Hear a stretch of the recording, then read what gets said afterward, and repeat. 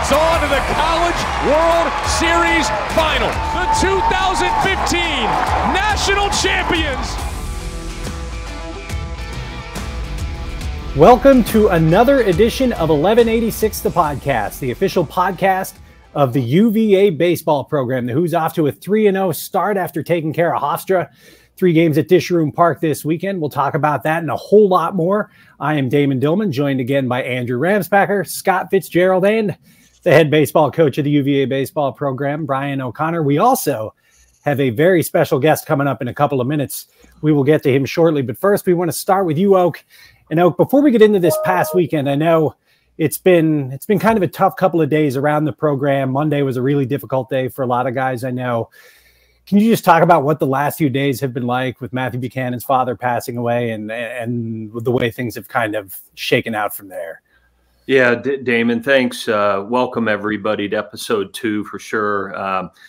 This weekend was a tough time for our Virginia baseball family. One of our players, Matt Buchanan, a left-handed pitcher, a third-year left-handed pitcher from Southwest Virginia. His father passed away on Friday and was battling cancer for the last 2 months. And I had an opportunity to spend Friday morning in the UVA hospital with Matt's family. And unfortunately, late Friday, Matt's father passed away at the UVA hospital, and certainly difficult for Matt and his family and the entire team. So, what we did, Damon, was I called the ODU coach early on Monday morning, asked him if he would be willing to move the Tuesday game to Wednesday. And he's great. Chris Fenwood was very accommodating, and what that allowed, Damon, was last night it allowed us to take a bus and take the team down to the service down in Southwest Virginia, so our guys could support the Buchanan family. And then we arrived back to Charlottesville late last night. And, so certainly our hearts are with the Buchanan family, and Matt will be joining us back shortly. But certainly, when you're around young people, like I am as a coach all the time and have been for years, unfortunately, these tragedies happen. And part of our responsibility, all of us, is to help Matt and his family through this difficult time. But I appreciate you asking. They're doing fine, and we'll look forward to Matt joining our team whenever he's ready. Yeah, obviously there's no easy way to segue from such sad news, but turning our attention back to the way your team played this past weekend, getting those 3 wins against Hofstra. What are just your overarching impressions of what you saw from your ball club on opening weekend? Well, I liked what we saw. It's early, it's interesting.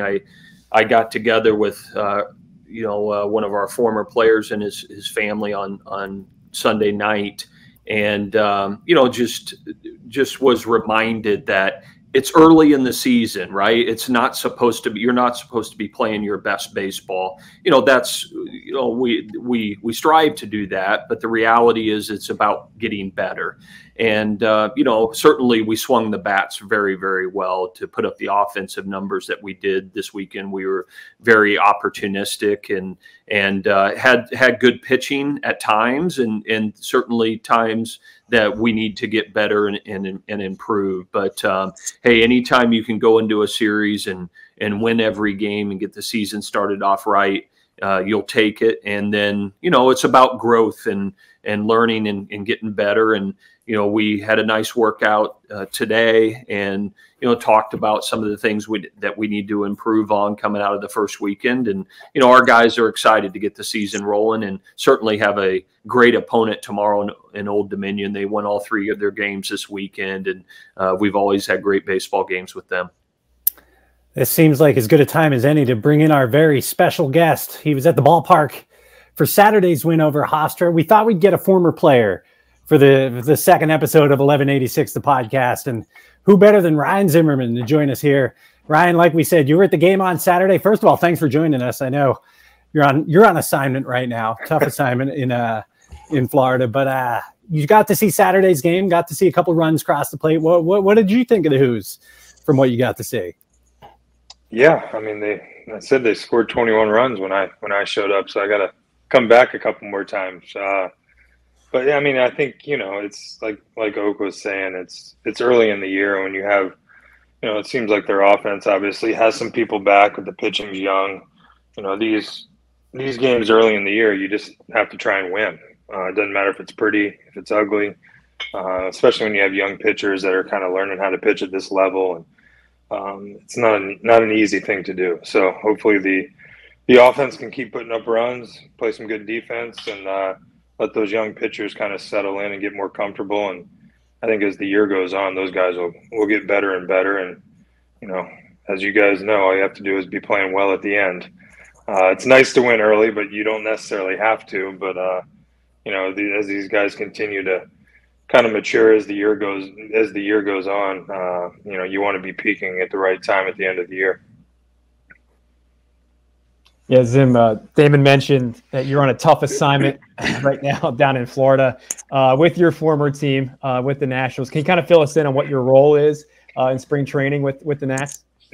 Yeah, I come down here and I come down for a week every year and kind of hang out with the players, but also around, Mike Rizzo, the GM, and some of the player development people, and kind of pick their brains. And my role is kind of just to learn as much as I can, I guess is the best way to put it. I've obviously played for a long time, but I never really got to see the other side. So that's kind of my goal these next couple of years is to learn how the front office side of it works, to learn how hard it is to run a professional baseball team, and, try and use my kind of expertise as a player that, was playing not too long ago to try and help them kind of run as efficient as they can and let them know what really means a lot to the players and what really doesn't mean a lot to the players, and just make sure they're not wasting kind of time or money in places that they don't need to be. But, it's I still know so many of the people down here, and, I'll always have a connection with this team and this organization. And, the Lerner family has always been very nice to me. So to be able to continue on and be a part of this organization is, it's fun for me too. I miss the game. I miss not being around all the time. And so this gives me a little bit of my baseball fix without having to be gone, every other week for 6 months out of the year. So this is the one question that I've been looking forward to asking you once we found out that you'd be able to do this. What were your initial impressions as a second year at UVA when you've met this new coaching staff for the first time, when Oak and Mac and Case come walking in for the first time? Oh, yeah. no. Oh, no. Yeah, I was going to say, he unmuted real quick right there. What color was his hair, first of all, when you first saw him? Yeah, he was a young stud back then. Yeah, right. No, it's funny. I took my kids and our family friends kind of down in the batting cage after the game on Saturday, just to let the kids run around the field, and they played around a little bit. And some of the guys and a couple of the former players that were there as well kind of asked, like, hey, what was Oak like when you guys first got here? We've heard a bunch of stories. And, I said, what do you mean? And they said, well, was he tough? Was he, I said, well, I can't compare to what you guys have. I said, but yeah, I mean, he was tough. But to me, growing up in Virginia Beach, I had a great AAU coach. And that's kind of the way I was taught to play the game. I mean, when you didn't do things correctly, or when a point needed to be made, you were coached and you were told this is the way things need to be done, and that's what makes you better. And then on the other hand, when you did things well, I feel like your coaches had your back even more than when they don't want you to fail, but it's their job to kind of let you know you did and make sure we try not to do that again. But I wouldn't. Yeah, I mean, they never did anything crazier than they do now. I mean, the relay races, I think but honestly, I think that's part of the reason why they've had so much success with kids going to the big leagues. But we always talk when we meet up about, how many kids go on to be successful in other things in baseball. The truth is very few people are going to go play. You know, you're going to have a good amount play in the minor leagues. You're going to have an even fewer amount play in the big leagues. You're going to have a really small amount playing the big leagues for a long time. So the majority of these kids are going to be doing something other than baseball. And, you know, I've said it, Oak says it all the time. Baseball is a great sport because it parallels life so much. I mean, if you can succeed in baseball and deal with the failures and grind out a season, whether it's college or minor league ball or whatever it is, if you don't end up making it, I think you're in a good spot and a good position to be successful sort of in whatever you do. So, you know, I think that's their goal. They obviously want to win. They want all their kids to do well in baseball, but, you know, I think they look at it more as we're preparing these guys to go out and be successful members of society and people in the world. And if baseball works out, that's great. But, you know, and to do that, I think sometimes you got to maybe be a little tough, which I have 4 kids now, and I understand it's not always nice to teach the lessons, or I feel like I'm always teaching lessons and maybe I should chill out sometimes. But, you know, I think, you know, that's a job as a coach, and I think they do a good job. Hey guys, you know, we talked about this briefly last week that, you know, part of our responsibility as coaches is no different than Zim and his wife Heather parenting, right? Is that, like, you know, there's a right way to do things.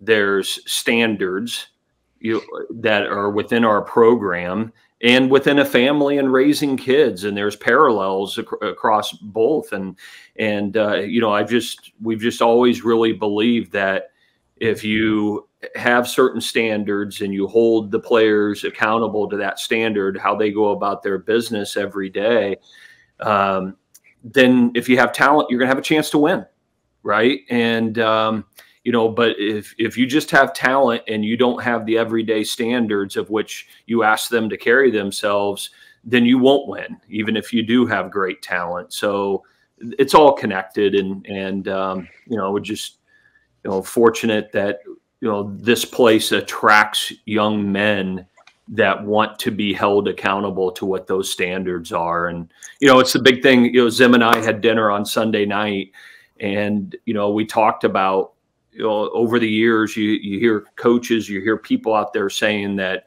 you know, kids have changed. And, you know, Zim and I had a conversation about this on Sunday night, and I know he feels like I feel that kids haven't changed. You know, candidly, adults have changed, and young people that aspire to achieve greatness and whatever it is, they want those high standards and they want to be held accountable to that level. So, yeah, you know. Oak, was it obvious with him that he wanted to be held to that level? What was your first? He gave his first impression of you. What was your first impression of him? Well, I'll tell you. Like, I first want to say my first impression of the whole team, you know, early on in the first few days in the first week was that, you know, I certainly did my homework, right, and knew, you know, looked at the stats and things like that and knew what we had coming back from the previous year and our first year. But first and foremost, you figured out pretty quickly that we had skill. I mean, we ended up having 3 big leaguers on our infield my first year there. And, you know, Mark Reynolds, Zim, obviously, and Joe Kashansky.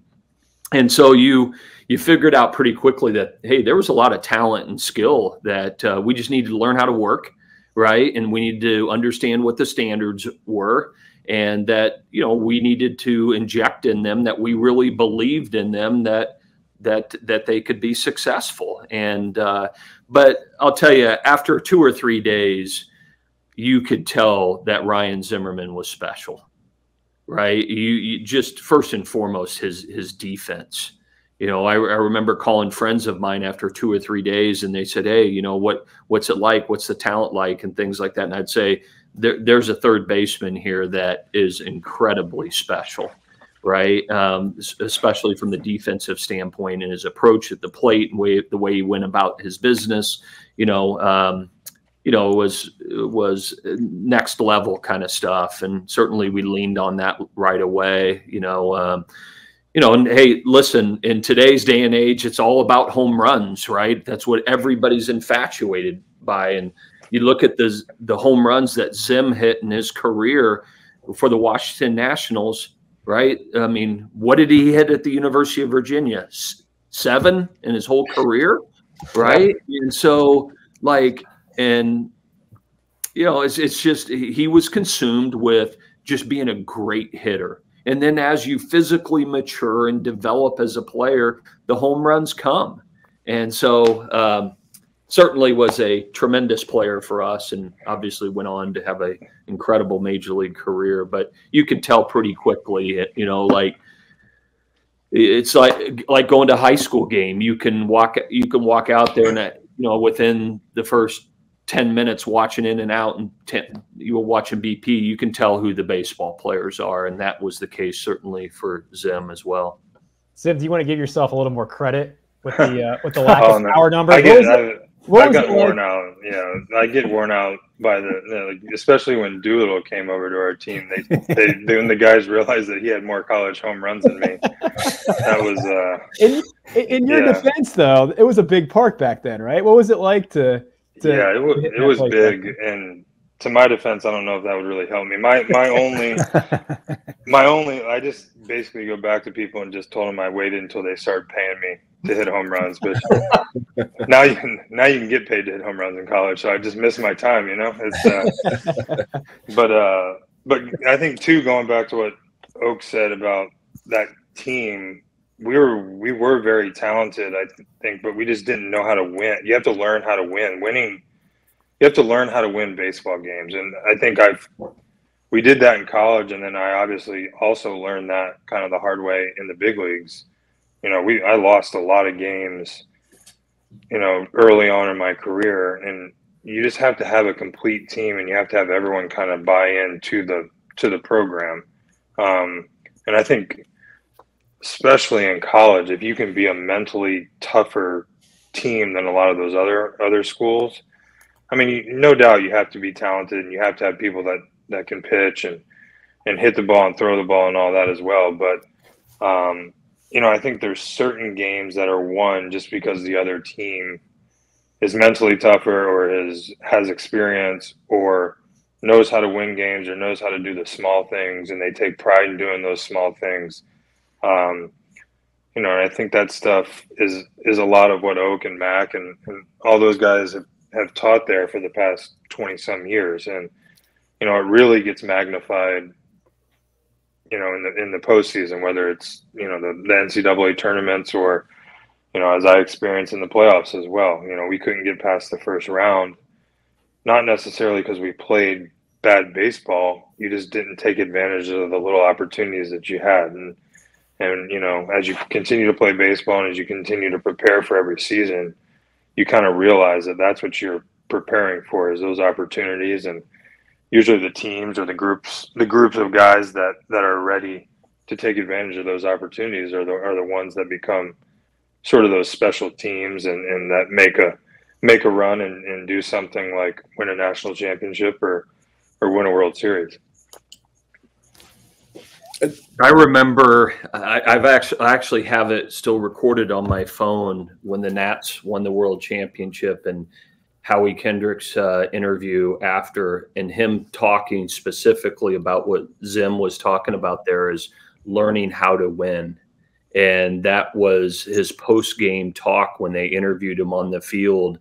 And I just thought that was so cool, and Zim got to experience it at the highest level of baseball. And, that's what we try to do. And every team this year, it's the 2024 team. This is their journey, right? And every team, a program's got to learn how to win. And we've been fortunate to do a lot of that here, but every team within that program has to learn about what are the little things that it takes for this year's team to win.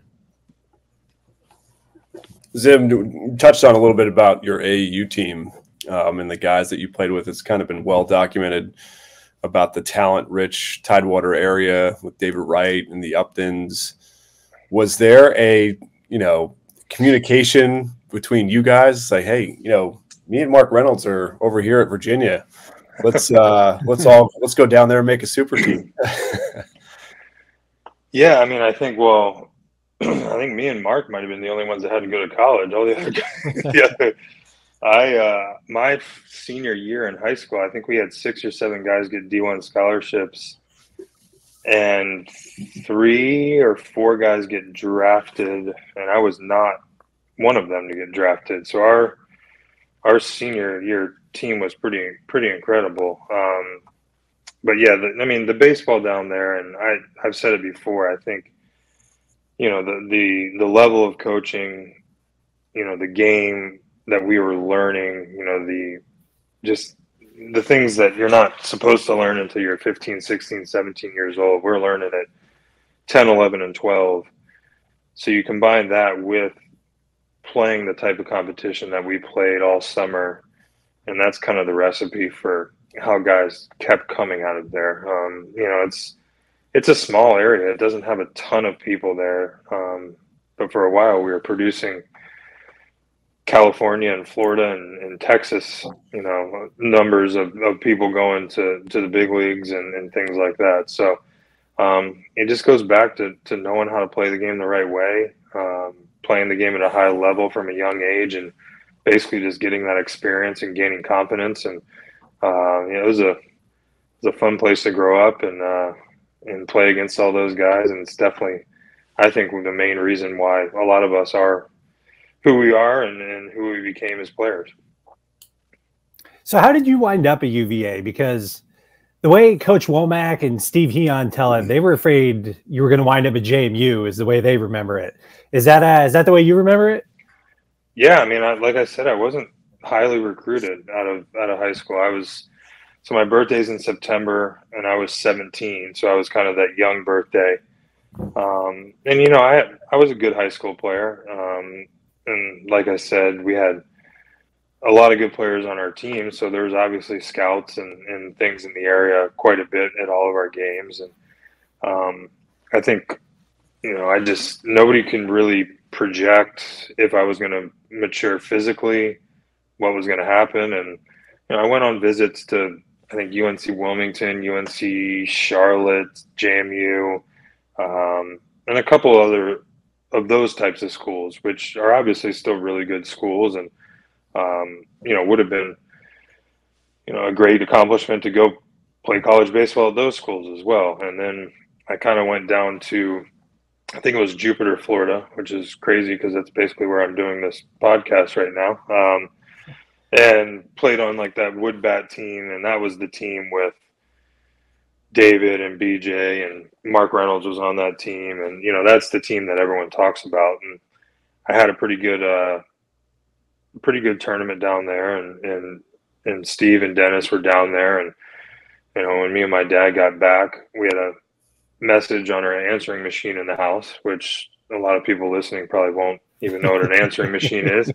And they were like, yeah, we'd like to have you come take a look at the school. We liked what you did this weekend. And that was sort of, how it took off. But that was really, really late in the game. And, I was lucky to go down there and have a good weekend and be able to have the opportunity to play in, a big time conference, which is, obviously that's a great school and a great opportunity education wise. But, for me, it was an easy decision because it allowed me to play against some of the best players in the country and in one of the best conferences. You made the joke earlier about you didn't start hitting home runs until you were getting paid to hit home runs. But obviously NIL, like everything the landscape is changing and it's constantly evolving now with all the changes. What are your impressions of kind of the importance of NIL for baseball and for UVA baseball in particular? Yeah, I mean, I was, when all this stuff started, a couple of our former players actually kind of led the charge to educate us and try and actually set something up to help. And, I didn't really know much about it then, and I'm starting to learn more about it now. But I think what I've learned is I'm just like, I would bet the majority of the general public is kind of consumed with basketball and football. And you know, those are the two sports that get the most attention in the headlines about how, you know, the Georgia quarterback buys a Lamborghini SUV, and, you know, these guys are getting paid $2 and $3 million to transfer schools. And I think that rubs a lot of people the wrong way. You know, I think some people don't really care. They say good for those kids. It's up to them. They make a lot of money for their school. Why can't they do that as well? But I think what I've learned over the last month or so is, you know, for the sports that aren't full scholarship sports, this is a game changer for, obviously, for the coaches and the teams to be able to recruit better. But I think honestly for the families, to be able to help pay for their kids' education. I mean, when I came to UVA, I think I was on 25% scholarship my first year. So I think a lot of people assume that if you go to UVA to play a sport, that you're on a full ride and you have a full scholarship and you don't have to pay anything. And, you know, how lucky that you get to go to that school and not have to do anything, when, you know, in all honesty, for 99% of the cases, it's not that at all. So if we can kind of get organized and continue to raise some money and do some things to help, you know, these guys have a little bit more funds at their disposal to obviously recruit great players and great people, but to also help them and their families out so that they're not having to pay the other 50% of whatever it is for in-state or out-of-state. And, you know, I think once I learned that, it made me feel better about, you know, the sports that aren't full scholarship sports. And I think I'm all for helping families who might not be able to afford that school, because I know my family was one of those who couldn't afford it, and my parents did whatever they could to give me that opportunity. So if we can do stuff to help those kids and their families out and give them a better chance also to come to school. I think, you know, a lot of these kids that come from nothing, or maybe their family doesn't have a lot of money, if they get drafted and there's $750,000 in front of them, it's hard for them to say no. You know, we need to set up the system so they can come to school, they can make the better decision to come to college and mature and develop and leave Virginia better than they came. And I think this gives us a chance to do that.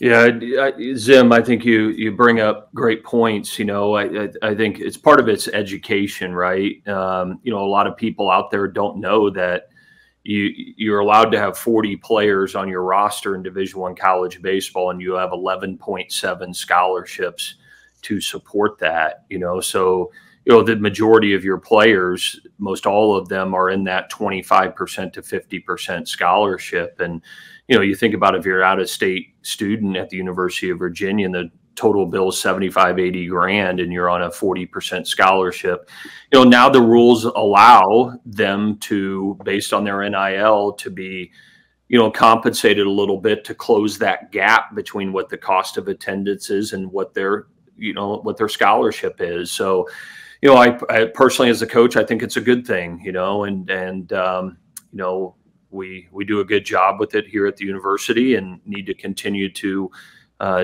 do what it takes to help these young players out and help, as I call it, close the gap between the cost of attendance and what you used to be able to get 2 years ago. And so, you know, it's certainly an interesting topic, but it's something that certainly can benefit all of college athletics. So, Ryan, what's from your perspective in the major leagues? You know, Oak, you might have the stat on hand, but what's the percentage of players that played college baseball that are in the major leagues? And then Ryan, from your perspective, how's that prep not only you but the players that you saw over the portion of your career? Yeah, I'll start off before Ryan talks, Fitz, about you know, we've been very fortunate. Ryan had talked about the amount of players that out of the University of Virginia that have went on to play professional baseball and make the major leagues. But you know, I'm incredibly proud that the fact that over the last 20 years, the players that have left our program, if they've left our program as a top 10 round pick, 54% of those players have played in the major leagues.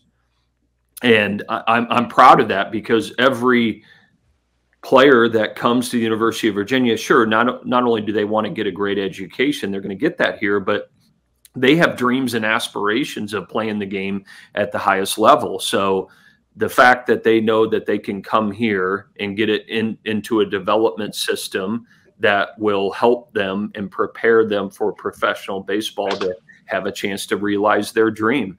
Fitz, it's incredibly hard. The percentages are low for anybody, whether a player signs out of high school or signs out of college, right? Certainly a first-round draft choice has a much higher percentage chance of making the major leagues, and then it significantly drops down from there. But, we've shown a track record here that we're incredibly proud of, that they get the development system here that then can give them the best chance possible to make that journey to the major leagues.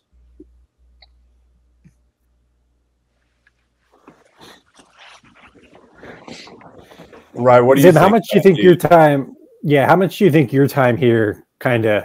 What was it? 88 days, and you were in the big leagues. How much do you think your time at UVA helped you prepare for that? Well, I mean, I think that's one advantage of going to college is you can skip a lot of those lower minor league levels. And, if you're playing elite college baseball, I think, they now equate that to those lower minor league levels. And they know you're going to be a little bit more mature. And, obviously, baseball-wise, you're going to be more mature. You have 3 more years of playing. But I think, mentally and kind of as growing up as a man, when you go to college, you it's the first time you're away from home. But, for me, I always tell kids, I mean, unless you're a top pick,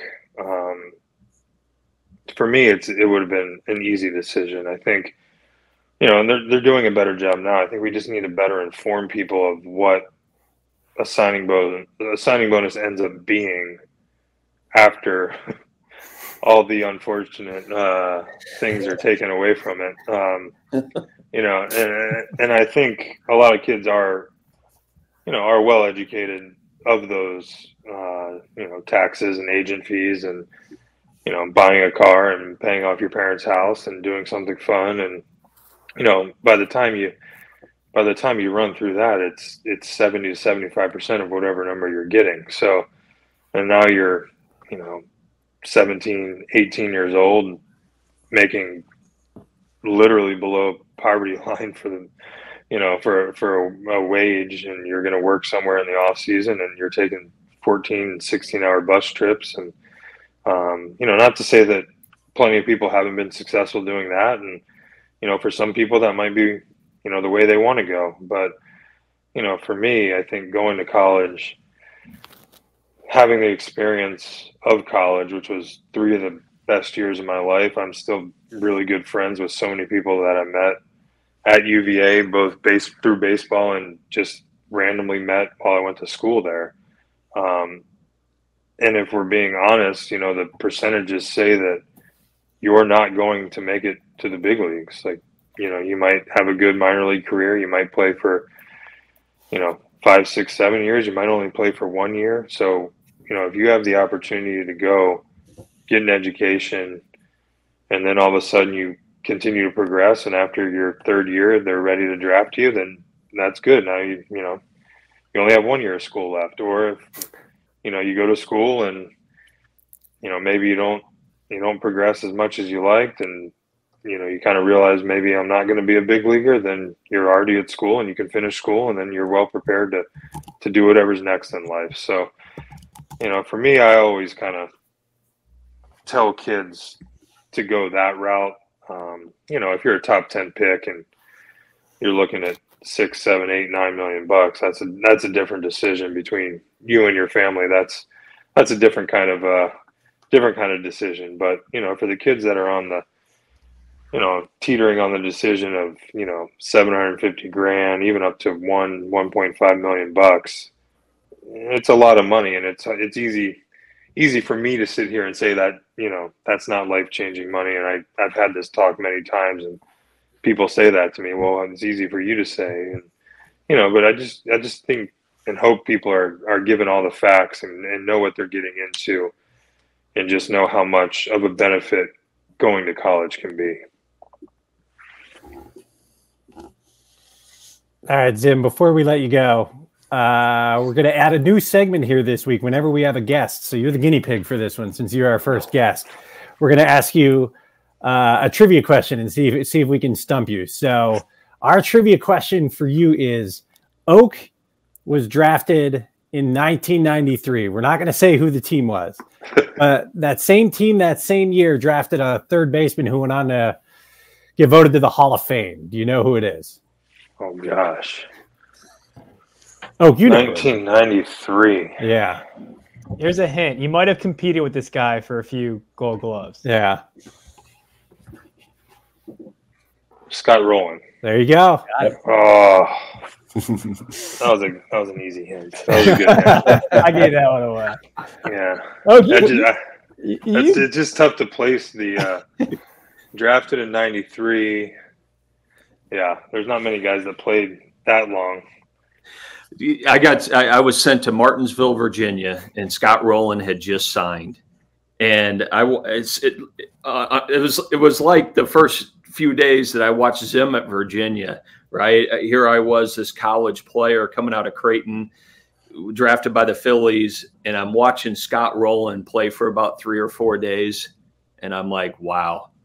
I can see why this guy was a first-round pick. I can see why he was scheduled to go to Indiana to play basketball and baseball. What an incredible, gifted athlete, competitor. So it was pretty impressive right away. Scott's ability for sure. Was this trivia brought to you by Mamitas or anything? We need to get like some kind of brought to you by. There you go. We'll start with that. That's our assignment for next week, is to find a sponsor for the. Yeah, I'm going to get with the sales team, Oak, and just make sure the sales side of the podcast here. Hey Zim, thanks for joining us.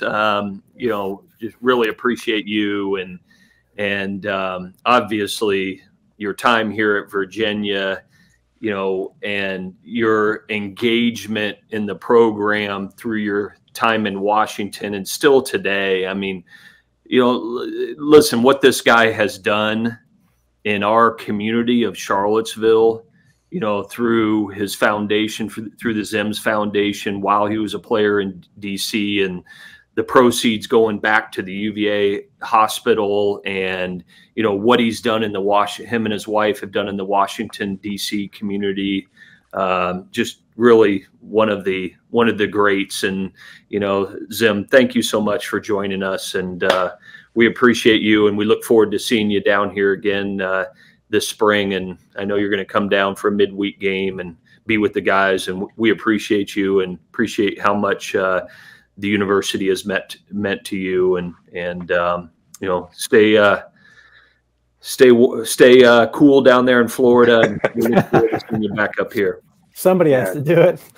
Yeah, it's a nice escape in February to come down here for a week or so. But yeah, I look forward to getting back there, and I think it's fun to be able to come back and be around, whether it's down here with the Nationals or back there with UVA. And I think I realized my last couple of years how much I actually enjoy talking baseball and kind of being around the young guys and trying to do sort of what the older guys did for me when I came up. And then that's just basically teach them what I learned and try and pass on some knowledge, but more importantly, teach them to do things the right way and carry themselves the right way. And that's kind of what I was taught, to leave the game sort of better than it was when you got there. And it's not an easy thing to do, and I think this day and age, these kids need to be told some of that stuff, and they're all good kids, like we were saying, and they want to learn and they want to soak everything up. And I would get more excited the last couple of years when I wasn't playing every day. If I would talk to a kid and then he'd go out there and have a good at bat and get a hit or do something, it almost was better than me getting the hit. I think I knew I could do it. I had done it, and to see a kid that kind of doubted themselves or maybe didn't have a plan, and then to see that sort of happen in front of you was fun. So, that kind of led me to staying involved, and as my kids get a little bit older and I have a little bit more free time, maybe getting more involved in a couple of different places. But, I'm lucky to have two really good organizations to go back to and be welcome at. And, I look forward to getting back there and hanging out with the boys one midweek game and maybe taking some BP with a metal bat and see if I can still finally get one out of there. See if I can still hit. Yeah, Coach Mack will probably throw me sliders and stuff. Hey, Zim, we'll call those kids before you go to bed. So, just thanks for taking the time, and we'll see you soon. All right, guys. Thanks for having me. That was fun. Yeah. Next time you're on, we want your best Coach Mack story. Oh gosh, yeah. Thank you, Ryan. Thank you. All right. See you guys. All right. What do we think? Is that a good place as any to wrap it up? That's pretty good. Yeah. All right. Well, that's going to wrap up episode 2 of 1186, the podcast. Obviously, a big one at home tomorrow afternoon, against ODU, and then some tests this weekend in Florida. We will get into all that next week on episode 3. For now, thanks for joining us here on 1186, the podcast. We'll see you next time.